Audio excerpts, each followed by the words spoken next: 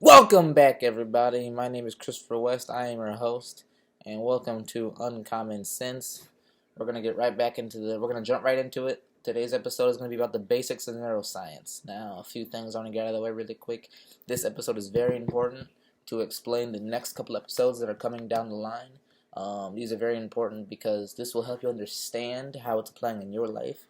It'll help you understand how your brain works a little bit better, and it'll help you understand and see where these ideas and concepts come from, because a lot of people are very lost and can't really see right off the bat because they don't study on a deep level where these mindsets come from. I'm going to get into what the mindsets are, but for now, I'm just going to be describing how the brain works and the basics of the structures of the brain. So, like I said, this episode is the basics of neuroscience. Brain health plays a critical role in human behavior, so it's extremely important for human beings to become familiar with the brain's basic structure and function. This description is not the totality of neuroscience, it's the basics and the essence of how the brain structure works. This is part of understanding the physical aspects about how physical aspects on how consciousness works, so you can really see where it works and takes place in your mind, like physically in your head. Now, there are three main complexes or structures that comprise the total human brain. The RComplex, or reptilian brain, which facilitates basic survival functions. The limbic system, or mammalian brain, which facilitates human emotion. And the neocortex, or human brain, which facilitates higher thought functions and consciousness as a whole. Now, the R complex is the lowest consciousness part of the brain. There's no actual thinking done. There's no real world thinking done in this part of the brain. There's no real understanding. You can't even truly perceive or be aware of it on a conscious level. You can only experience it through physical experience. Now, like I said, there's no actual thinking done as part of the brain. The R complex is the reactive part of the brain. It reacts to stimuli. It's the response. It's the stimulus response mechanism. It is the part of the brain that controls basic motor functions and respiration. Now think about that: basic motor functions and respiration. Because you don't think about breathing. You can, but you don't think about breathing. You don't think about your heartbeat. You can't even be in control of your heart if you wanted to. The R complex is also responsible for the fight or flight response. It kicks in most when survival is at stake. Now, the second section of the brain, the middle brain, or limbic system, mammalian brain, is the part of the brain that is responsible and makes all human emotion possible. If this part of the brain were not working properly, you would not be able to experience a normal range of human emotions. This is part of what psychopathy is. It's a problem in the limbic system. Whether it's from birth disorder, whether you're a psychopath just because you didn't get all the right ingredients in your brain, or it's due to a loss of function, or it's a loss of function due to trauma experienced through life. The neocortex, moving on to that, the neocortex is the highest part of the brain and is also called the human brain. In science terms, it is known as the telencephalon. It's what you would traditionally call the gray matter part of the brain, with the two hemispheres, that wrinkly part with the split down in the middle.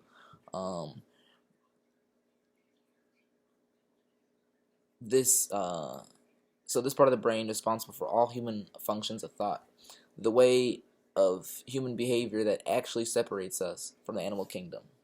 Not the stuff that makes us similar, the stuff that makes humans different from animals. That's what this is responsible for. The fact that I'm on a computer right now, the fact that I'm doing this at all is like that. The telencephalon is making this possible, making me make the podcast. It allows that it gives you the capacity to have that level of thought.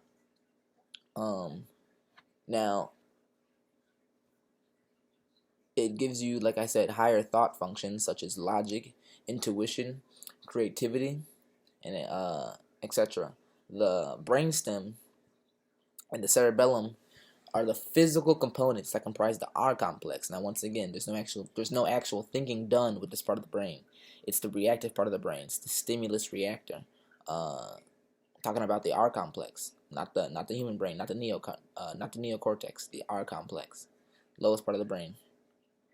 Now, in the middle brain, parts like the hypothalamus, the thalamus, pituitary gland, and the pineal gland, etc.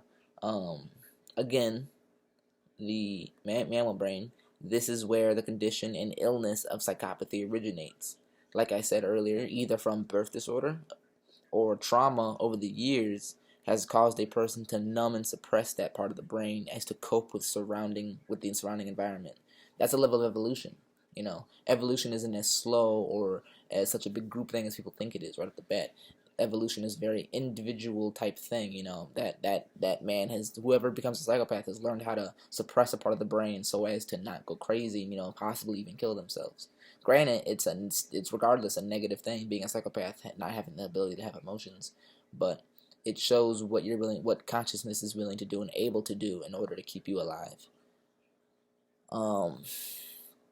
Now, the part of the brain that most people would be familiar with if they were to just look at the brain is the neocortex. Like I said, it's the top wrinkled part of the brain. The part of the brain that has the two splits. All that wrinkly shit, it looks like gum somebody stuck underneath their shoe, and it has the big split down the middle. That is the neocortex. That is the telencephalon.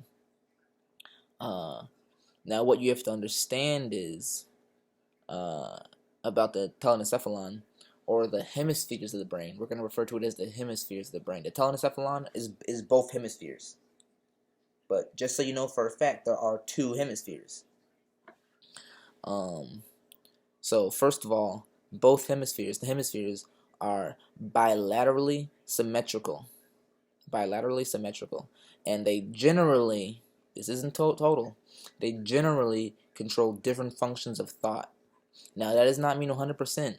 Neuroscience is much more complicated than that.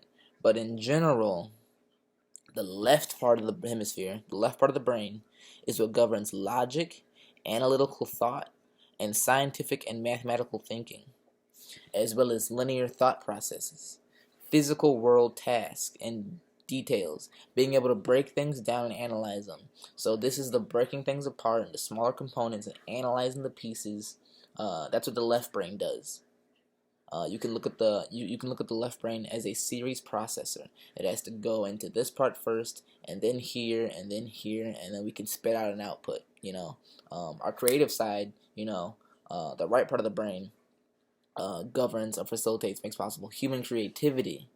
This is very important to grasp. This is very important to understand. The right part of the brain, the left part of the brain is what does the linear analytical thought processes. But now the right part of the brain is what makes human creativity possible, our emotional makeup, and all of the emotional dynamics of a human being. Holistic thought, being able to see big picture thinking, pattern recognition, and then things like compassion. So, like I said, the right side of the brain is all of that: holistic thinking, big picture thinking, pattern recognition. What is it? Just having the emotional makeup.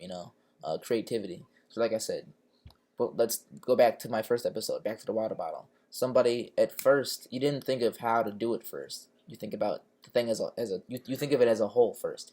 When let's say you want to get across the ocean. You don't think of the very small step-by-step tasks you should do. You just think, how can I get something to get across the ocean? And you come up with, maybe something can float. You're being creative. I can make a boat. They didn't call it a boat, obviously, when they first made the first boat. But, they thought about, let me get a raft or a boat of some sort. That's the creative aspect of it. They just thought of a whole new object, in their mind, the boat. Then the left brain kicks in and says, well, how do you get it to actually float? How are we going to get this to actually work? It's great to think about a boat, but how are we going to actually, that's the breaking it down. How is it going to come about? That's what the left part of the brain does. But without the right part of the brain, you'd never even thought about a boat in the first place. That's why the right brain's important. That's why it's important to be creative, to be holistic, to be spiritual, because it gives you the big picture to even want to break things down to get to that point.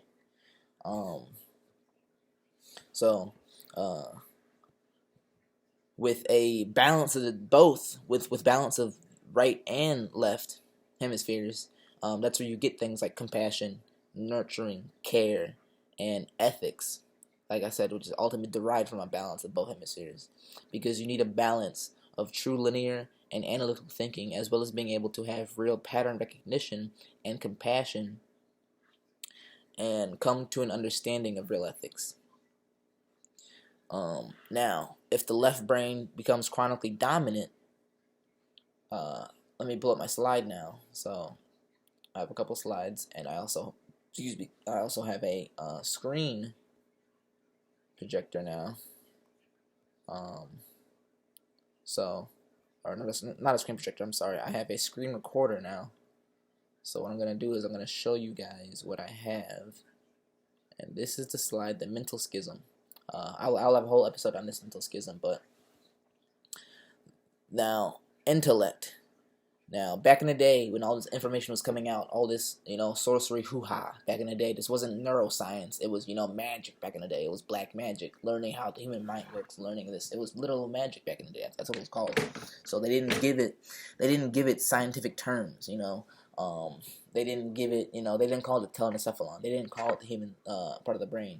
What they did was, the part that they understood that controlled the intellect, the logical, analytical thinking, they, for whatever reason, ascribed that the masculine side of the brain, because when you look at men, typically, are they more compassionate? No, they're not. They're very, you go to work and there's a problem, and, men, well, what do you gotta do? We gotta get it done. We just do our thing. We just, get shit done, so to speak. Not all men, but, we just get shit done, you know what I mean?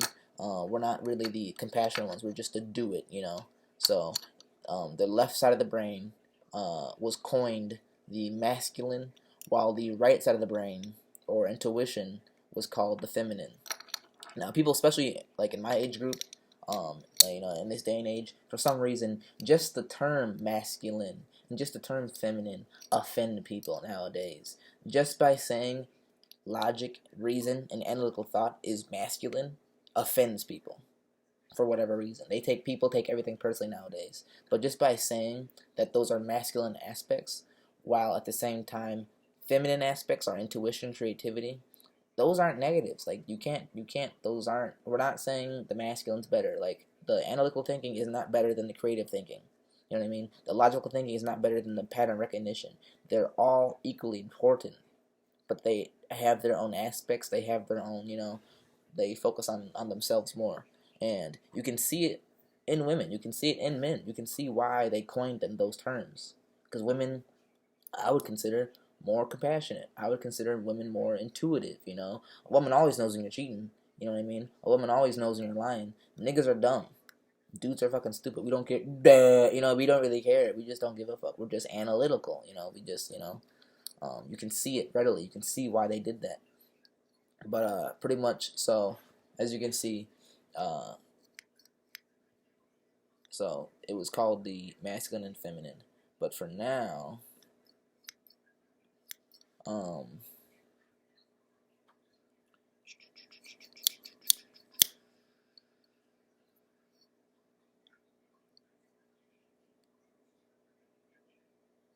the idea ultimately is to keep balance with these two as an individual, whether a boy or girl, whether a man or woman. The idea is to keep a balance of both the masculine and feminine side,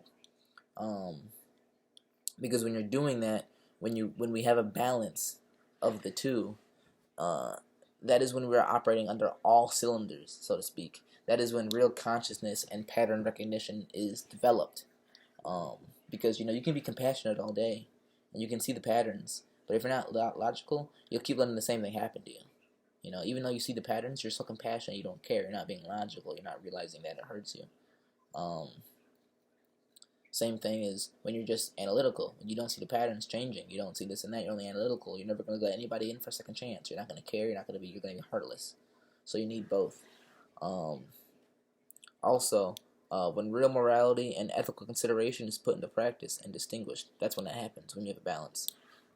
So, if the left part of the brain is chronically dominant, what happens is the right side of the brain the right side is imbalanced. It's not operating at a higher level. Limbic brain will suffer. So if the left brain, right, this is where it gets complicated. If the left brain is chronically dominant. Now remember, the left brain is analytical thinking, the masculine, analytical, logic. If that becomes dominant, if you're only based on logic, then the limbic system itself, which governs intuition and governs care, and that the feminine aspect, that starts to wilter, that starts to weaken. It starts to it suffers. So it will start to shut down. As a result, you'll be receiving a lot of left brain patterns happening, a lot of left brain processing going on. But if that's all that's happening, and we're not using the right side of the brain equally, the RComplex is what essentially So if you're not using this part of the brain, your limbic system goes down. So if your limbic system goes down, the RComplex is what essential executive functions are going to be routed to, because this is no longer working. It's still going to, your brain's not going to just die. You're not going to just give up. Your body, adapts. But it doesn't, just because you adapt doesn't mean it's a good thing. You know what I mean? If you're living in the hood, you adapt to living in the hood. Does that mean you're living a peaceful life? No, it means you adapted to the violence. You adapted to being more aggressive. It's just how you have to survive. Doesn't mean it's good? No. Matter of fact, it usually means it's bad on a spiritual sense. Yeah, it's good because you're still fucking alive, but are you going to grow? At this point, you're just surviving. You're literally living in survival mechanism, part of your brain. So, like I said, if the left brain is not working, your limbic system will suffer, and instead of things being equally routed to every side, this is down, so it's going to be done. It's blocked. So it's going to be just routed through the fucking RComplex. So, we're going to be living in the RComplex, a stimulus-only mode, instead of living in a completely brain-balanced, holistic mode, which when we're in that state, the neocortex, which cover higher order thinking, it makes higher order thinking and ethical thinking possible as it rules the personality. So, when conspiracy theorists say reptilians, when conspiracy theorists say reptilians rule the planet, when conspiracy theorists say reptilians rule the world, the smart ones, the ones who do the research, the ones who truly know what's going on in the world, they don't believe it's real reptilian people. They don't believe people with scales are shape-shifting physically. They mean psychopaths have shut down their limbic system and have lost their human side of love. And they are only operating on a reptilian scale, which is not love, which is only selfish, which hurts and destroys. And when they say they shapeshift, they mean they are acting in front of millions of people, in front of cameras. They are shapeshifting into a human being.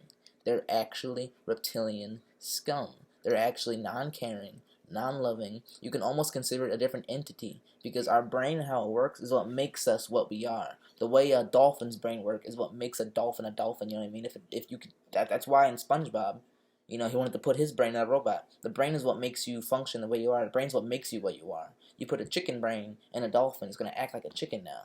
You know what I mean? So reptilians are not actual humans if we're going that extreme. They are simply reptilians, which is why they say these reptilians rule the world, because they're not actually acting and functioning as a human being. They are responding to their survival, and since they have no emotions, they can ruthlessly rule the world, because they don't care about us. They're willing to send nukes to people. They're willing to blow people up. They're willing to send troops to war for no reason, because they're monsters. That's what conspiracy theorists really mean. They call people reptilians. I wish more people would come out and say that, because people make conspiracy theorists make me look crazy, because I'm a conspiracy theorist and I'm not crazy. Let me tell you right now, I'm not crazy. Yeah, so that's what happens when your left brain becomes dominant. Our complex takes control and you become a reptilian. Now, conversely, let's put it this way. The left side of the brain, you have the controller. That's the master mentality, right? So left part of the brain becomes dominant. You now,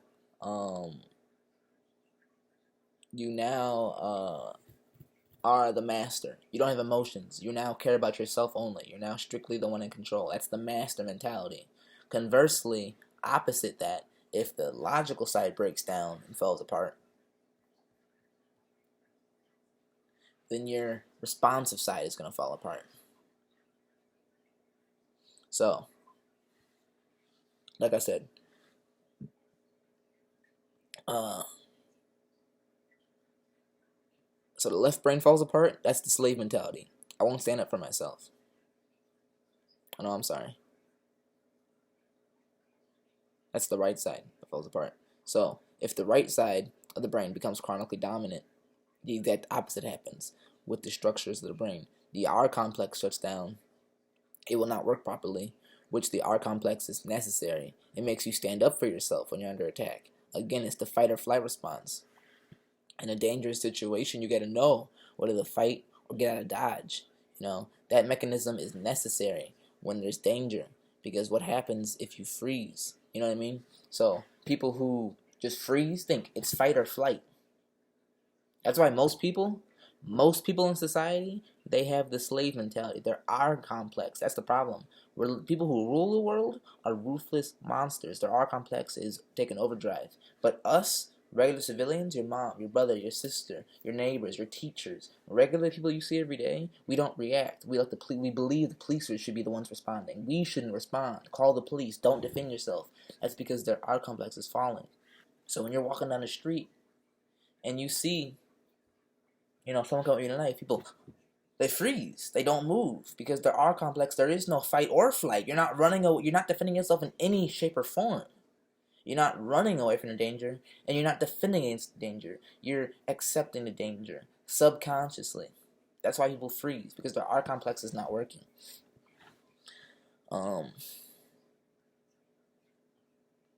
So once again, the left brain becomes dominant. You become a psychopath. AKA you become the ruler. The right brain becomes dominant. You fall into slave think, and you don't defend yourself. Now we're gonna get into the actual schisms, or actually not yet. I'm sorry.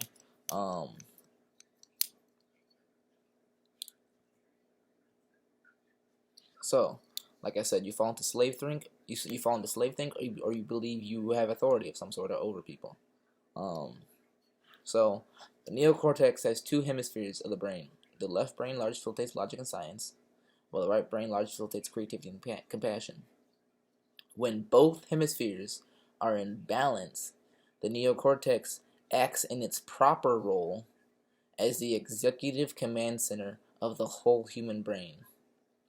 Only then true intelligence is born. Now, true intelligence is a concept more people really have to understand. People have equated intelligence with intellect, especially in Western society. Intellect is not intelligence. Let me say that again. Intellect is not intelligence. That's why they're two different words. Intelligence comprises more than intellect. Intellect is left brain understanding. True intelligence is holistic understanding with the right brain included in the process. The nurturing, compassionate, creative, and intuitive sides of your consciousness together with the intellectual aspect of the consciousness. You can see it in the word intelligence. Intella is where intellect comes from, and you get gens from the Latin verb generare, which means to create. Like, for example, if you're only thinking with the logical, you're not even going to think to build a boat. You're just going to think, I can't swim, logical aspect, I'm not going to get in the water. But if you have the creative side, I'm going to build a boat to get over the water, then you'll also use the other side, I can't swim. That's the logical side to figure out how to build the boat. You need both, because intelligence is the generative aspect. Remember the generative principle, creativity? You need the creativity side.